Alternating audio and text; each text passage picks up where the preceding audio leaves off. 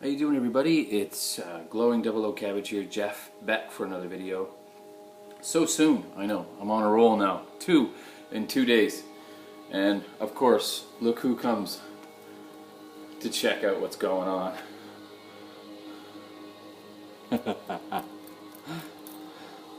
Yeah, I don't have any new videos, or new records. It's just because I'm not really buying them. So what I thought I would do is just sort of share what I've been listening to. So that's what I'm going to do. Today I listened to a fair amount of records in comparison to what I've been listening to lately. And so I just wanted to share them. In the background we're listening to, I don't know where it is, but just one sec. I know it's here someplace. There it is. We're listening to Cloudland Canyon on Cranky Records. This is called Lie in Light. Really, sort of, how could I explain this? It's not super well known. Well, maybe it is well known, but I never hear many people talking about them. Just making sure my speakers are working properly. Oh, yeah.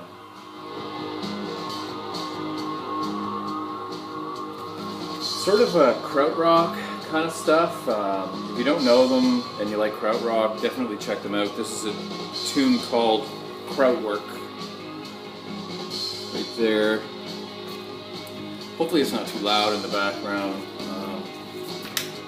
Gatefold on Cranky. A lot of stuff going on there. But great record. Picked this up, it was a blind buy for me like years ago, and I think it came out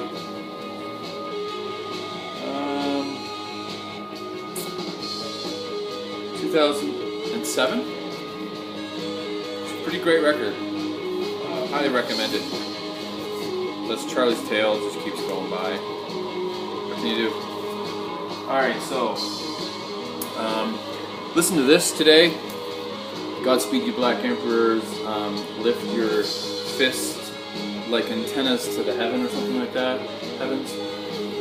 Gatefold, Constellation Records.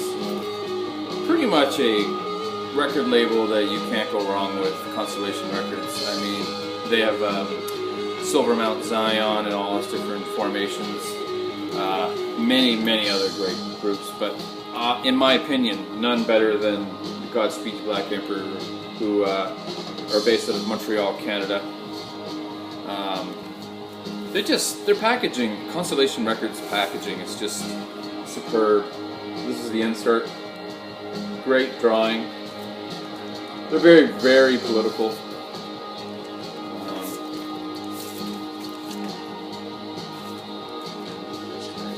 Really cool stuff.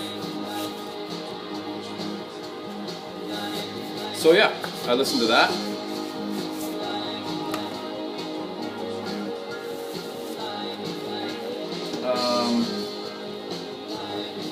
I listened to Paul. This is a fantastic album. This really truly is. This is called Inside 2.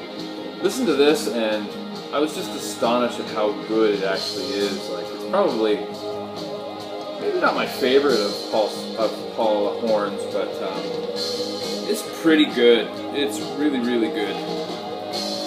On the back it says, when Don Ellis heard of Epic's A&R department asked me to do a follow-up album to Inside, I thought it would be a relatively simple project.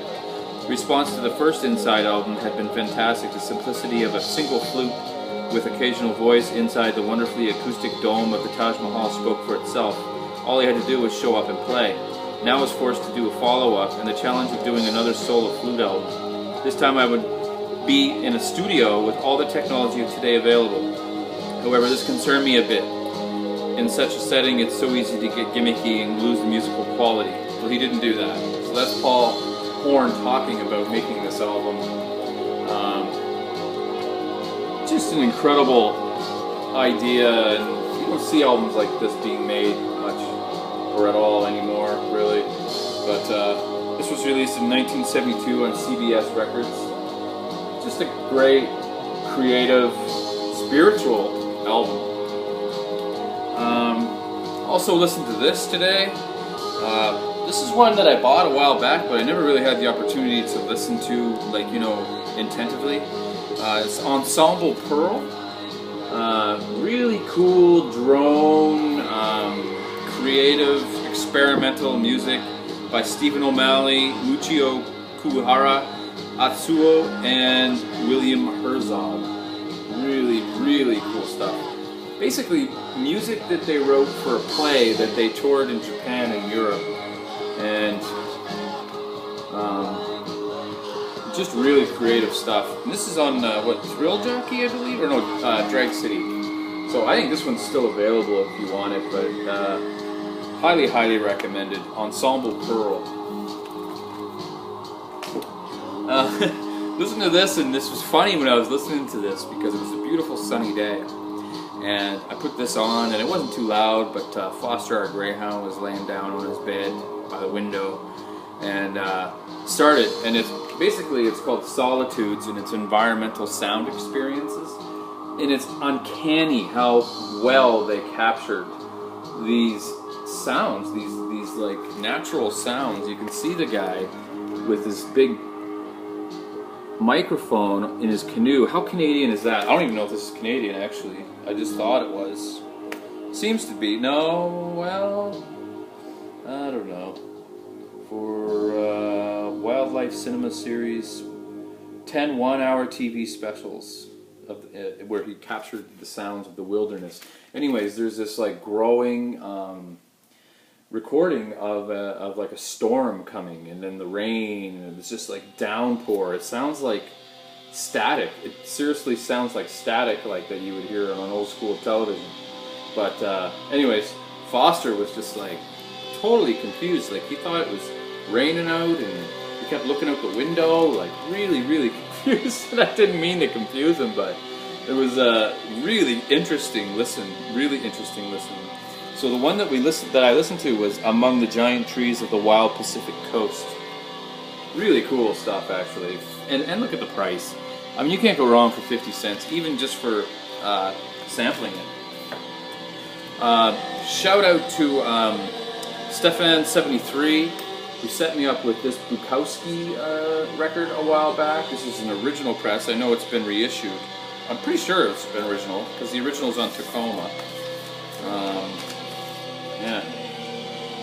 He set me up with this. I love Charles Bukowski's poetry. His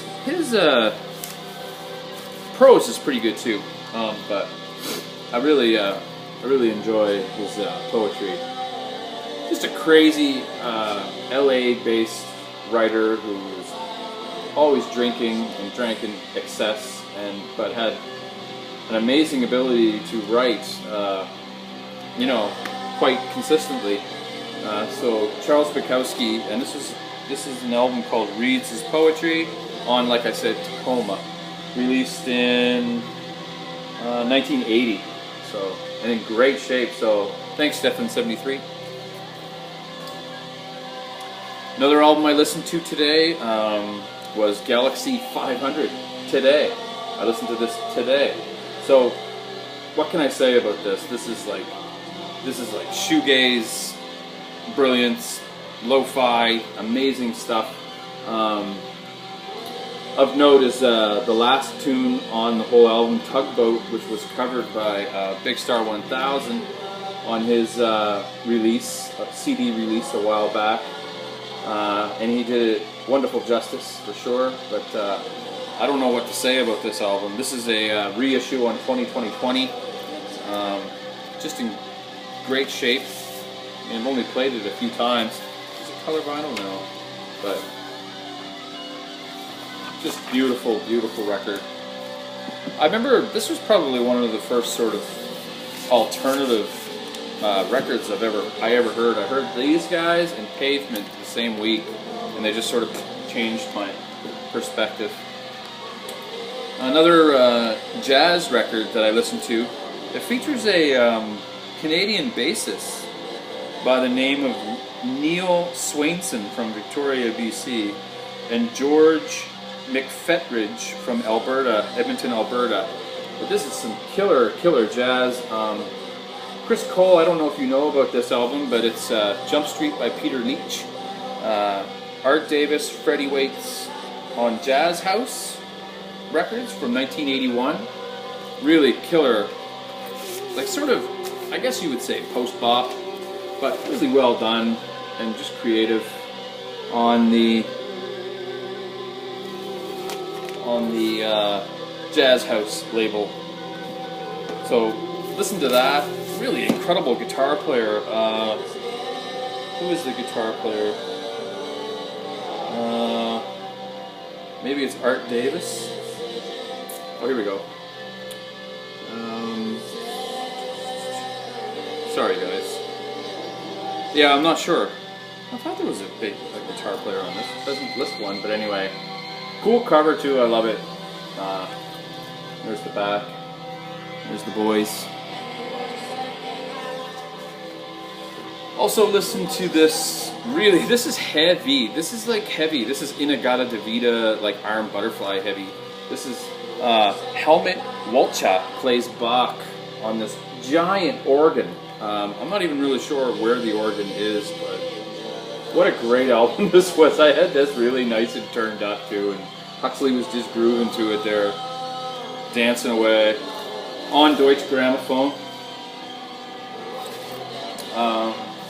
Next record, I listened to this, and I listened to this loud too, this Pixies, Trompe Le Monde, probably one of my favorite Pixies albums, Trompe Le Monde. A reissue, of course, but it has all the lyrics and stuff on here, and neat designer or unique labels. Cool, I always love the artwork they used. And there's the back. So the Pixies, Trompe Le Monde reissue. And I showed this one in my last video, but I listened to it again. It's the Fall Live at the Witch Trials. What a killer album this is. Fall's first album. I won't go too into detail, but I listened to it again. And I also listened to this, and I very much enjoyed it. Like, and I don't really listen to this too often, like these old, sort of this era of jazz. But I listened to Satchmo's Golden Favorites with Jeepers Creepers. Well, you can read them all there. I mean, they're just they're all pretty much his hits, you know. So Louis Armstrong on Decca. I got this for 50 cents a while back. I didn't even remember listening to it, but it has a really old label, Decca label on it. I'm not sure about year. There's no year on these old records, man. It's just, you get what you get, you know. It looks like a discount label, to be honest, but really cool. I really enjoyed it, actually. It just fit the mood for the day. So yeah, that's it. That's all the records. So thanks again for everybody for watching my video that I made yesterday. I plan to I'm going to try and make one every night, just to talk about what I've been listening to and all that. So hopefully that'll work out. Yeah, thanks everybody for commenting and continuing to be my friend after my long absence. All right, talk to you later.